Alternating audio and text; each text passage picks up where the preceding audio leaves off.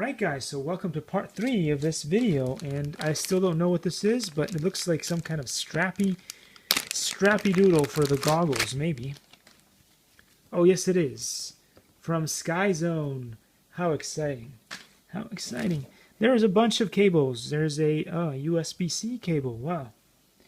Did not expect them to go fancy on me.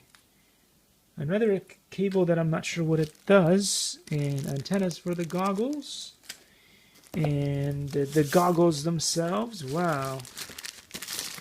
Again, everything is very, very nicely packed. I'm going to have to rip that apart.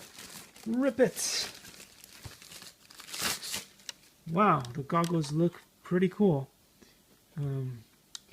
Captain Drone was not wrong about it looking funny with a prism looking thing in there. But that's cool. Likey